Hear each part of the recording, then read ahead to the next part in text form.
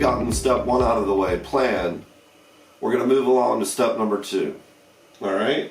Now, like I said, step number 2, when you go online, whether onto our Facebook group or to our website, you'll be able to get all the PDF files. I have them all printed out here, and what they are is there's a file for each type of boat, whether it be a 2-valve, a 3-valve, a 4-valve, a 5-valve, a 6-valve.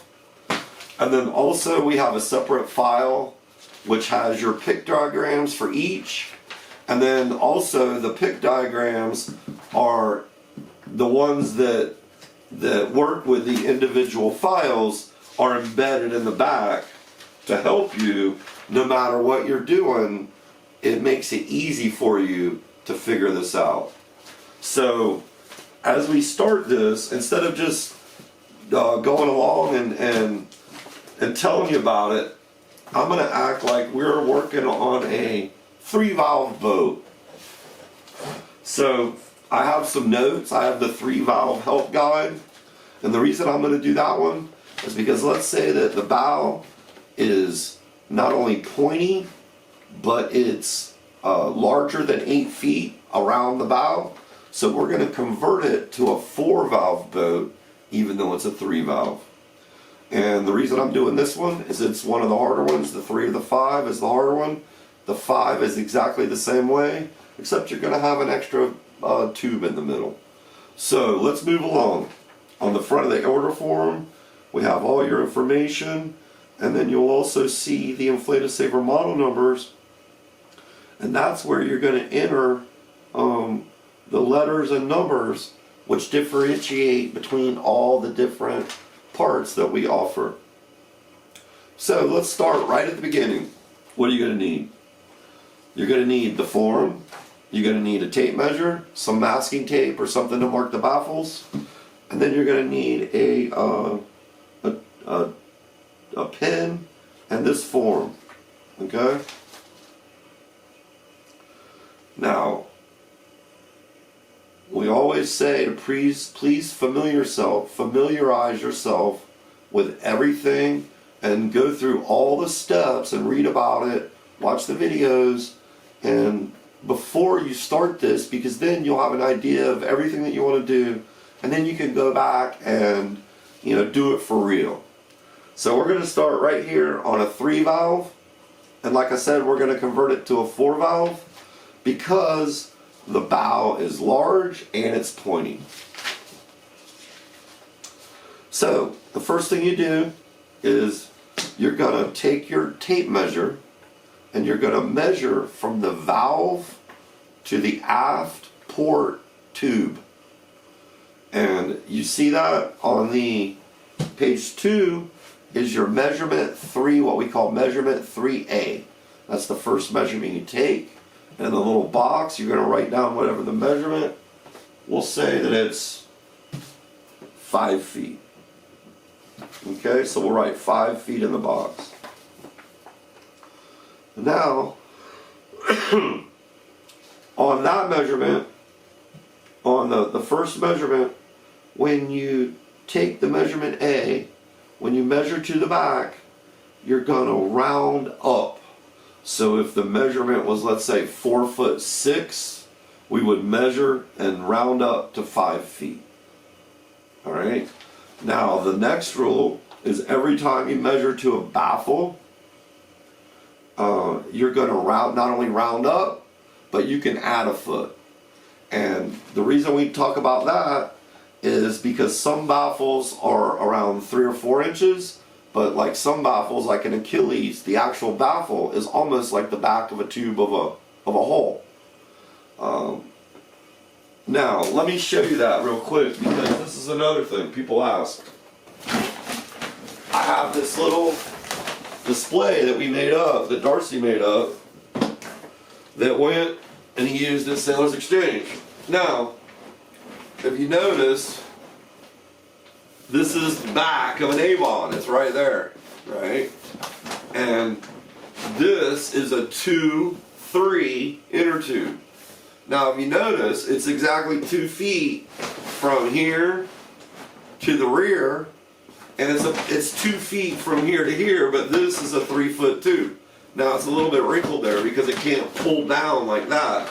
But the reason I wanted to show you this is because if you notice, the 3 feet does not come to the end.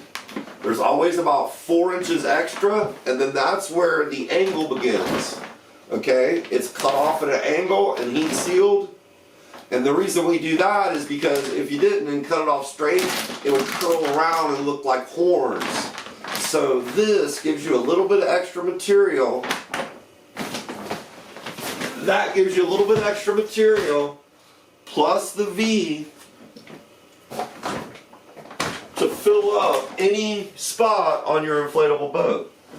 So when you're measuring, you always remember that built into the InFlataSaver system is extra because we tuck that inside the inflatable tube so that when you inflate, like I said, when you inflate the boat, for the first time, the tube opens up in circumference and then the ends start going out like that. And that's how it works. It makes it really simple. Now, the only time when you measure into a baffle that you don't round up and add a foot is if, let's say that it's within 1 foot, because a lot of boats will have your 2 valves right next to the baffle on each side evenly, and it'll be a foot or so away. Now, if it's a foot away from the baffle, because you have the extra on the InFlataSaver tube, you don't have to add a foot. You could round up if you wanted to. It's always better to have a little more, but you got to remember that when we tuck it in, the length of the packaged InFlataSaver inner tube is a little bit less than half of whatever your dimension is. So if it's a 5-foot dimension, the inner tube, when it's all packaged on that side, will be about 2.5 to 3 feet long. So you have some room that the package grows, the InFlataSaver inner tube grows in the end, and also when it goes to the other end on here, because this is important too, some people asked about this, is that when you have 2 feet in here, you have all the extra of that V, of that angle, that goes back up inside there. There's no pressure on the actual film, the bag, the inner tube. There's no pressure on the seam. It's all the pressure is held by the envelope of the outer skin. So the only pressure that's on the actual inner tube that's inside is the air trying to escape through the actual film. But there's no pressure on the tube trying to tear it. Now, the heat seal and the material is so strong that it's twice, the heat seal is stronger than the actual material. So it's a multi-layer material. It's one of the only things I didn't talk about. It's a multi-layer material that's very similar to a freezer bag that you use for big sides of beef. So that's basically it. Now, let's get back to the measurements, because that was a lot to go over in such a short amount of time. But let's say that we measure from the valve to the rear. That's your measurement 3A. Like we said, it was 4.5 feet, and we round up to 5. Now we go to measurement B, which we're going to measure forward from the valve to the baffle. Now, we'll say that it's, as we're measuring, it's 2.5 feet. Now, what we'll do is, because it's 2.5 feet, we will round up and add a foot. So we could say that's a 4 foot. Right? So now we have 5'4". Now, you can always add more, like I said, and then knowing that you have 2.5 feet and your thing is, when it's packaged, it's a little more than half of the rolled up version. 4 feet would be a little about 2.5 feet. So you could easily put that in, blow it up. It could grow, it could not, it doesn't matter. The thing is that you have enough to fill up that individual chamber. You always want to have a little more than a little less, unless the valve is very close, because then you have all that extra that we include that gives you a extra, you know, a little safety factor that can fill up without having to move that much, because you know it's only 1 foot away from the valve. So now you've measured the rear chamber on our one that we're doing. We're calling it a 5.4, right? Now you go to the step number 4 on this, and that's where you're going to measure dimension C.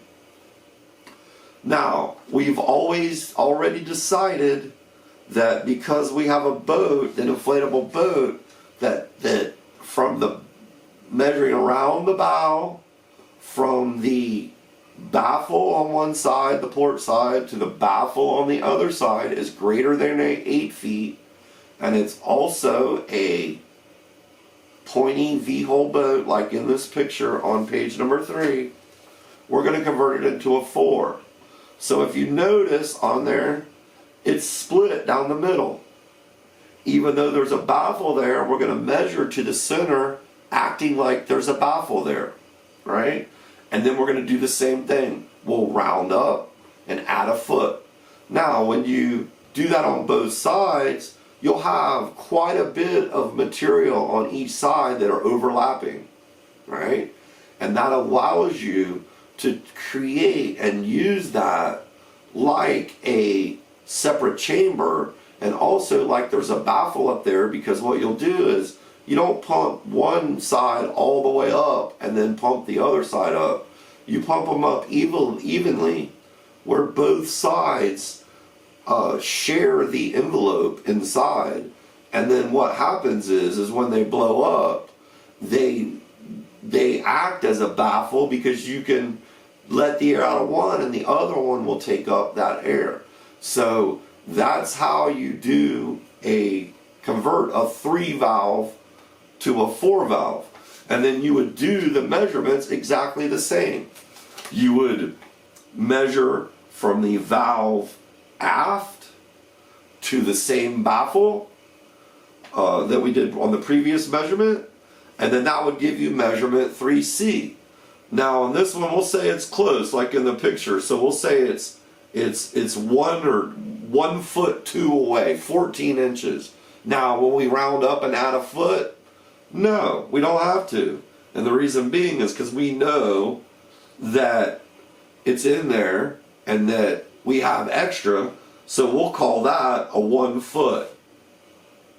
Now on the other one, what you'll do is, just like we're measuring to a baffle, you'll measure 3D by going around the bow and then measuring to the center and then doing the same thing. You'll add the foot, and you'll round up and add the foot, and then that'll give you that dimension. We'll say that one is 5, right? So now you have your bow dimensions where you split it. And that's basically going to be typically probably about 80 to 90 boats out there. You are going to split it, because there's many boats that get by with 3 valves and 3 chambers, and it has a very large front tube. And that goes back to the H28 for the ABYC. Excuse me. And what that is the only regulation there is when the largest tube of any inflatable boat is punctured and non-usable, that you are able to row the boat 100 yards in a pool with no wind and no waves. That's the regulation. Anybody can row a boat, 100 yards in a pool with no wind and water, but when's the last time you've been out in Mother Nature and that's your thing. So, you know, you have to take this into consideration. That's why we like to split any large boat with a V, especially with a V hull. You're going to split that into two. Now you have extra protection in case something happens. It doesn't flatten the entire bow, only one side. Now, if you look on page 4, if your boat does not have a V hull, a pointy V hull, and is not greater than 8 feet, very few boats will do this, but some of the smaller, littler, maybe like almost like a life ring boat, or some of the smaller little inflatables, you could get by if it's in the picture where it's not a V hull, it's more of a rounded type. You could actually do and put one in there. We always recommend to do 2 if it's a bigger boat. But if it's a small boat, it's less than 8 feet, you have like a rounded bow section or a wraparound bow shape, you can get by with one. And then what you would do is you would do the same 3C and 3D dimensions, but now that would be the entire boat. So you'd have your A and B dimensions would fit the aft individual chamber, and then those would fit either side, assuming that the boat is symmetrical, which most boats are, and then you would have the front bow section that would be done in one, and that would give you 3A, 3C, or I'm sorry, 3A, 3B for the rear, and 3C and 3D for the bow. And no matter if it's a 3 valve converted to a 4, or a 3 valve that you stay in 3 valves, those same dimensions you'll put into the last page. Like you see, we have both on the 3 valve, whether you convert or not. If you convert, it basically becomes a 4 valve boat, what we consider a 4 valve boat, and you just measure it as a 4 and order it as a 4, knowing that it's a conversion from 3. So if you have a 2, it's simple. You know, you figure out if you have clearance issues.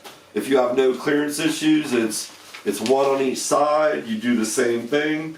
You measure from the valve aft, round up, and that would be your 2-dimension 2A. And then you would do the same thing. You would measure from the valve around to the bow. And because it's a 2-valve boat, most 2-valve boats have the baffle on the center line on the bow, and then you'll measure around, you'll round up, and also add a foot. And then boom, you've just measured a 2-valve boat with 2 measurements. It's that simple. You do the same thing with the 3, you do the same thing with the 4, 5 and 6, and they take you through each step to where, whether you're converting or not, it shows you and gives you a reference for each one. And then no matter what type of boat you have, how many valves you have, or if you convert it or not, in the end what you'll do is you'll put your measurements in whatever type of diagram that you choose that closely matches your boat, and then that allows you to order on the next step. And also what you do is, sometimes if your boat is non-symmetrical, you'll actually have to measure the other side. So you'll measure the port first. That's just the way we start normally, is on the port side. And then if you have different measurements on the starboard side, you can enter those measurements on your pick diagram for your boat. Now, if not, you would just write the same or leave it blank, and then we know that it's a symmetrical boat, and those are the other side measurements. So that basically wraps up how to measure, and it shows you all the different measurement help guides for each individual boat. And then, like I said, no matter what, once you do that, you'll enter your measurements into the rear of the pick diagram, and then in the next step those will move forward, and then you'll enter your model numbers to order. So I want to thank you for your time, and this is the end of the step number 2 measure.